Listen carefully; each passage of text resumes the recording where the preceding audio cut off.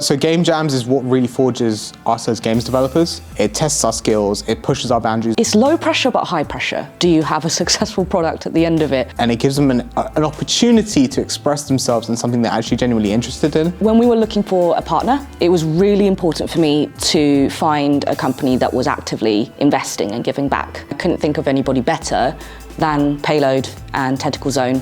The schemes and courses that they run are extremely useful to startups, and I can't think of any other indie startup in the area that is doing as much, so they're the perfect partners. The other game jams we run, they were kind of green, and now they're feeling a bit more confident, they know what they're doing. Overall, they've become much better developers. We're trying to build like a really strong learning community. I think this is the only way to work on something together. You have to forge those friendships in the trenches of actually doing work together. The University of West London is a very career-focused university. That's basically our mantra. I truly believe courses like ours, growing their confidence socially and technically, those are the kinds of people that I want working in, our offices and in our game studios.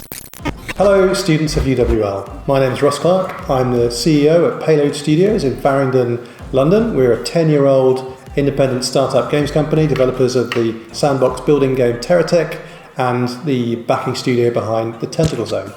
This is one of my favourite disciplines in game development. It's a fantastic opportunity to take all the lessons you have learned in theory, put them into practice and discover the real lessons about how it works to work together with other people and where the magic happens. So, can't wait to see what you're going to come up with. I can tell you the theme of the Game Jam that's been decided by internal poll within Payload Studios is going to be Hidden Worlds. So that is obviously a theme with a lot of potential, and really excited to see what you're going to come up with. Our game is about galactic space whales. Our idea is basically take the concept of journey, but put it in space and replace the main character with a whale. So Cam came up with the idea. He said he heard there was a song. There's a band that I love called Gojira. I was listening to one of their albums called From Mars to Cyrus. One of their songs is literally like flying whales. I mean, it's kind of silly and funny to work on it, and it's kind of interesting to making a research how blue whales actually moving. So we come up with the idea of like a flip over mechanic where it switches over into a different universe. It started off with not very much clear communication, but after a while we started to communicate more, let each other know what we're doing. I've learned from this game jam that a lot of ideas will, of course, butt heads, and then there's like some people will be arguing, be like, oh, I don't know what to do, there's enough stuff, not enough to do. Well, it's not so much me, but like this one from compared to the last time, I've realised once you start sort of like leaving people to have their own creative freedom and let them make choices about it, or you end up starting building up something that's a lot more better than what you originally was coming up with. We're getting there. I mean, last time I saw the animations, we saw the whale spin off into the distance, but I think that's been rectified. So many lost files and lost work, just me not backing up the work I've done. I really do hope that we win it. It'll be amazing if we win it. It'll be an absolute wonderful opportunity if we do. I'm not sure what is the other people's ideas, but I think we've got a pretty strong and goofy idea which might win people's heart. Because we're the only 3D team, it might give us a slight edge. Like, I hope we win it. We're the only 3D group, so that should be at least one added benefit to our game jam. Maybe, possibly, maybe.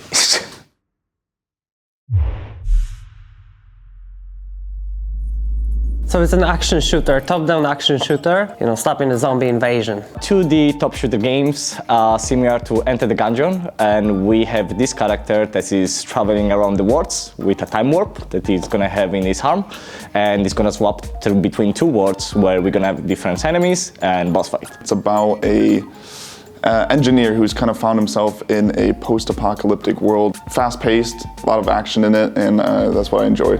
And the idea came out because our artist has like this cool idea about the time warp. So you just know like which kind of animation to use. It's amazing. The pixel art is something simple. I like to make game simple as well because we need to know what we are able to do. My initial thoughts straight up went to sort of like a No Man's Sky kind of thing, but that's a little bit out of our work range. A lot of communication and progress between each other. So we are communicating a lot. Everyone is doing a specific role, deadlines, and yeah, all about teamwork, basically.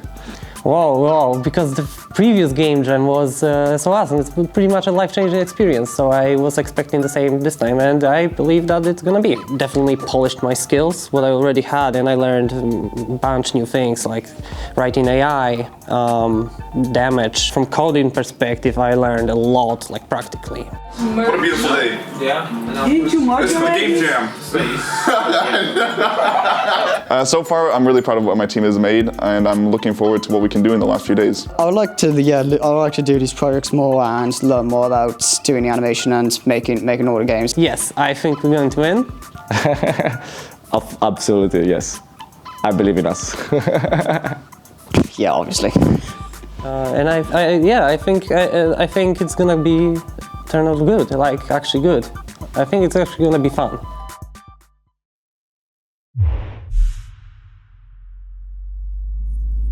The game, so basically play as an alien, and you pick up an item, and you. They were the idea people. I'm just there to make it happen. A little alien guy that is a scavenger, and he finds this special item that makes him shift between dimensions. It will be like a platformer, so the little guy will just have to like kind of solve, so it's like a puzzle game as well. And he will have to jump between dimensions so he can proceed in the game. So the first day was complicated. We came up with a bunch of ideas. We decided to like just start thinking about it the next day. We had a good night of sleep. Every team has problems. I think we had a rough start, and some people are stubborn, myself included. Programmer's really good. Leah's really good as a general manager, but when it comes down to making ideas, it gets a little bit tricky because some of us don't necessarily agree. But I think now we just set on what we wanted to do, and now it's going. Still a bit worried, but I'm more comfortable. Just need to have faith in my teammates. I think it's fun. Like I liked the other game jam, so I was like, why not? If I'm with the people I like and I'm making something that I like, why not just spend my free time doing this? Since I'm a first year, I wanted to have something that was going to stand out from other first years. Was given a task and I can implement even though I'm a first year and I don't have an extensive knowledge. Like we're the team that has the most, more artists, I mean. So we're trying to make it so it's very pretty, so it kind of compensates the other side of mechanics / other things. But I do trust a lot my programmer, so I trust that she can do everything that we want. So I feel like we have a chance of winning. But yeah, I'm scared about the other games. I really like the game that we're making. I kind of wish we didn't do a platformer, only because that's the default and everyone else went a different route. I don't know if it's going to win, but I think it might get second. I hope it wins, since we have the most, I want to say advanced art and the most unique, because each level is going to be vastly different from the other. No. I would like it to, but no.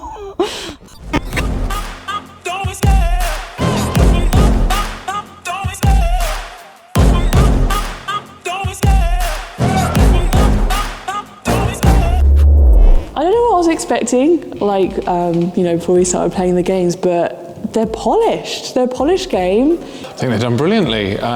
Such a short amount of time, bunch of really interesting ideas that have been executed in really different ways, really varied aesthetics as well. That's really encouraging to see. The work that the students game, some of them, the quality on them rivals something that you'll find in a released Steam game or anything that brings in incredible amounts of money. Especially in the market we have today, you've really got to crowbar yourself into the market, right? And the fact they're already thinking about the sort of things that can really separate them from the rest of the competition is really good. It allows them to kind of flex their creative muscles and learn how to work as a team and integrate themselves as you would have to in the workplace. Absolutely, yeah. I don't think there's a better way to learn how to work with other people with differing opinions, differing skill sets, all that stuff, and it's incredibly valuable. I think this is like a really great opportunity for them, just to get the feedback on their games, and then just have a chat, with the developers. It's the most important thing, like gathering feedback. It's basically the fastest way to learn. It's practice, isn't it? It's always about practice. The more practice you have, the better you're going to get, and the more successful you're going to be. So the winner is... The winner is Zombie Warper. Wow. Yeah!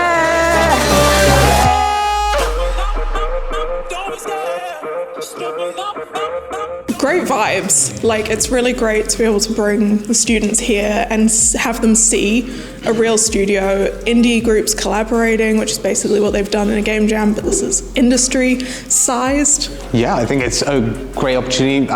Payload and Tentacle Zone have been really, really friendly and helpful. They've put on a really, really nice day today. I think this has been one of the highlights of the year for me personally.